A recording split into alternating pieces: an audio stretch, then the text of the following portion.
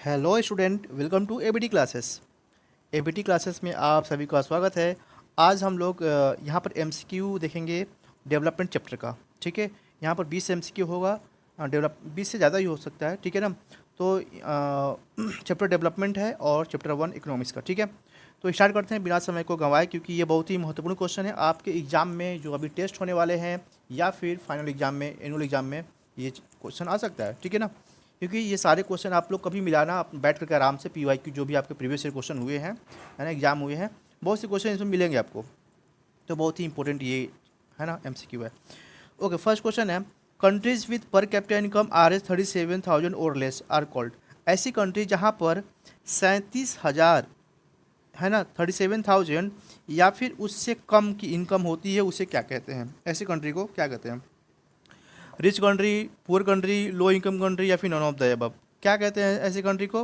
तो ऐसी कंट्री को हम लोग कहते हैं low income country. Option number C, है ना, लो इनकम कंट्री कहते हैं ऐसी कंट्री को जहाँ पर 37,000 से कम लोग, है ना, कमाते हैं, या फिर प्रति व्यक्ति आय, है ना, प्रत्येक व्यक्ति की इनकम 37,000 से कम हो। ठीक है, उसे बोलते हैं। सेकेंड क्वेश्चन है, the average income is also called. Average income को क्या कहते हैं? एवरेज इनकम को क्या कहते हैं? पर कैपिटा प्रॉफिट, पर capita income, limited income, none of the above? तो सबको पता है ये बात, पर कैपिटा इनकम कहते हैं। क्या कहते हैं? पर कैपिटा इनकम, प्रति व्यक्ति आय को कहते हैं। ठीक है, ओके। Question number third. ठीक है, question number third, if per capita income were to be used as the measure of development, Punjab will be considered the most developed in which of the state at the least developed? अगर हम लोग प्रति व्यक्ति की बात करेंगे तो इसमें से जब आप देखोगे प्रति व्यक्ति आय के हिसाब से तो पंजाब सबसे ऊपर होगा, है ना।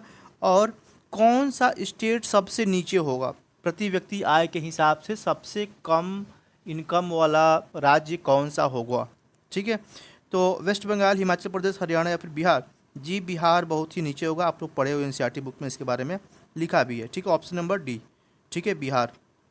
ठीक है, option D, Bihar. Question number four. Question number four, money cannot by a. Money किस चीज़ को नहीं खरीद सकता? मनी से आप क्या नहीं खरीद सकते हो? क्वेश्चन ये है। Pollution free environment, unadulterated medicine, life without worries, all of the above? ये पता है कि आप लोग को एनसीईआरटी में दिया हुआ है, लाइन बाय लाइन दिया हुआ है ना, कि मनी आपकी हर नीड को पूरी नहीं कर सकती है ना। जो कहानी बताता है ना एक व्यक्ति की, उसके बारे में लिखा रहता है, तो वहीं से स्टार्ट होता है, वहीं से क्वेश्चन है। ठीक है, अगर आप पढ़े होगे तो आप लोग पता भी होगा। मनी कैन नॉट बाई ये pollution free environment, unadulterated medicine, life without worries. तो देखो इसमें सारे ऑप्शन सही है। अब पैसे से क्या? पैसे से आप प्रदूषण रहित वातावरण आपको नहीं मिल सकता है। क्या अंबानी के पास पैसा है तो क्या मुंबई में पोल्यूशन ख़त्म हो जाएगा क्या? बिल्कुल नहीं, है ना। तो पोल्यूशन फ्री इन्वायरमेंट आप नहीं खरीद सकते। अनएडल्ट्रेटेड मेडिसिन, मेडिसिन में अगर मिलावट हो रही है तो उसको भी आप रोक नहीं सकते। लाइफ विदाउट वरीज, है ना, अगर आपकी लाइफ में क्या कोई चिंता, चाहे हम क्या अंबानी हो, टाटा हो, बिरला हो, कोई भी हो, क्या उनको कोई चिंता नहीं है? चिंता जरूर होगी, है ना। तो लाइफ विदाउट वरीज पैसे से नहीं हो सकता है भाई, है ना। तो ऑल ऑफ द एबव, है ना, all of the above, option number D. ठीक, बहुत ही मज़ेदार ये एमसीक्यू है, सच बता रहा हूँ मैं। ठीक है, okay. Next question number 5, Kerala has a low infant mortality rate because it has. Kerala में इन्फेंट मोर्टलिटी रेट बहुत ही कम है। क्यों? क्यों कम है? क्वेश्चन ये है। सरप्लस मनी है यहाँ, पोल्यूशन फ्री इन्वायरमेंट है यहाँ, बेसिक हेल्थ और एजुकेशनल फैसिलिटी है यहाँ, या फिर नन ऑफ द कुछ नहीं है यहाँ? क्या इन्फेंट मोर्टलिटी रेट कम है? क्योंकि यहाँ पर बेसिक हेल्थ और एजुकेशनल फैसिलिटीज़ है ना। बेसिक हेल्थ है और क्या है? एजुकेशनल फैसिलिटीज़ है यहाँ पर। ठीक है ना, ओके।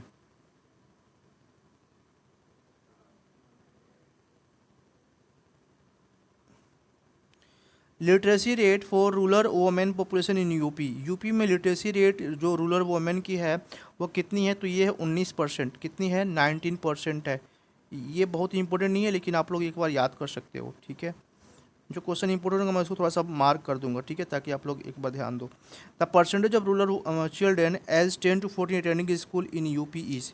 कितने परसेंट लोग यूपी में 10 से 14 साल के बच्चे जो है कि स्कूल अटेंड करते हैं, ठीक है। तो ये 31% लोग हैं। कितने परसेंट है? 31%, ऑप्शन नंबर डी। नेक्स्ट है क्वेश्चन नंबर 8। क्वेश्चन नंबर 8 है the human development report compares countries on the basis of.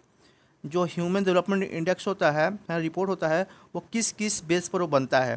तो देखो, एजुकेशनल लेवल देखता है, ठीक है, हेल्थ देखता है, पर कैपिटा इनकम। ये ABC बोथ, मतलब तीनों सही है, A भी सही है, B भी सही है, C भी सही है। इसका मतलब ऑल ऑफ दीज है होगा, है ना। जब भी ह्यूमन डेवलपमेंट इंडेक्स निकालते हैं, रिपोर्ट जब आता है, पता है कि आप लोग को UNDP, United Nation Development Programme के द्वारा ह्यूमन डेवलपमेंट रिपोर्ट निकाला जाता है, ठीक है ना। और इसमें हेल्थ को देखा जाता है, एजुकेशन को देखा जाता है, और पर कैपिटा इनकम को देखा जाता है। इसके बेसिस पे क्या होता है कि ये रिपोर्ट दिया जाता है, ठीक है। Okay, the per capita income Sri Lanka in US dollar is, है ना। कितना है भाई पर कैपिटा इनकम श्रीलंका का US डॉलर में, ठीक है। तो US डॉलर में है 439, है ना, 439.0, ठीक है। क्वेश्चन नंबर 10 है पर capita income of India in US dollar. कितना है भाई? तो ये है 313.9, 313.9 है ये इंडिया का, अगर बात करें तो। Next question number, gross enrolment ratio for 3 level means, है ना।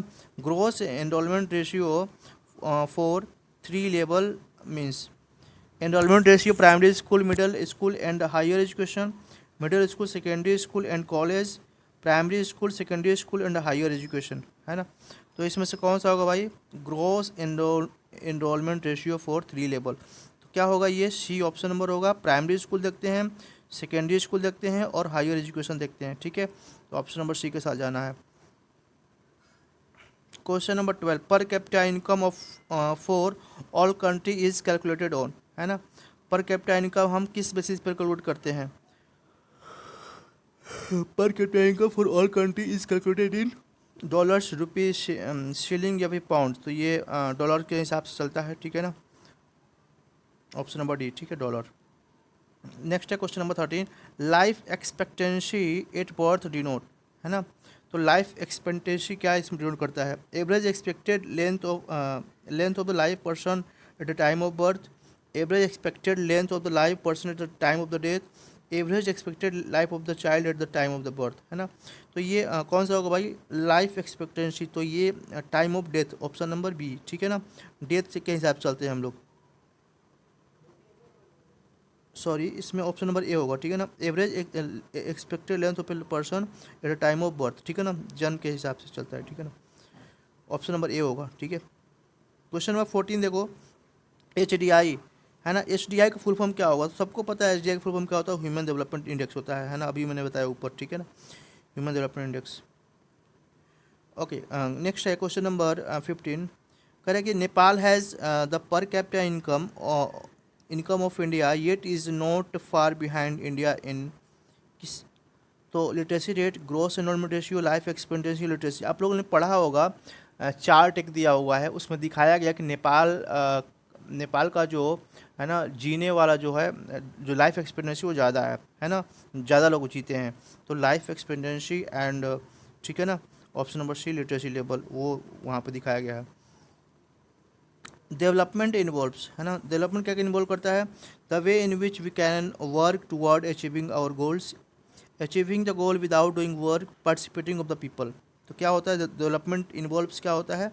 तो the way in which we can work toward achieving the goal, option number A बिल्कुल सही है 16 का।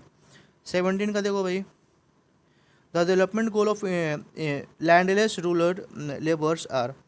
एक जो लैंडलेस लेबर है ना, जिसके पास कोई ज़मीन नहीं है, उसका जो डेवलपमेंट गोल होगा वो क्या होगा? क्योंकि आप लोगों ने पढ़ा होगा ना चैप्टर 1 में कि हर एक व्यक्ति की डेवलपमेंट गोल अलग होती है ना। एक लेबर की आप लोगों ने कंपेयर किया था कि पंजाब में मान लो एक किसान है ना, उस किसान जिसके पास ज़मीन है, उस किसान के पास ज़मीन है, उसकी डेवलपमेंट गोल अलग है। वो चाहता है कि हमारा जो भी इल्ड है ना, वो ज़्यादा से ज़्यादा में बिके, जो भी उसका अनाज है वो ज़्यादा से ज़्यादा पैसों में बिके।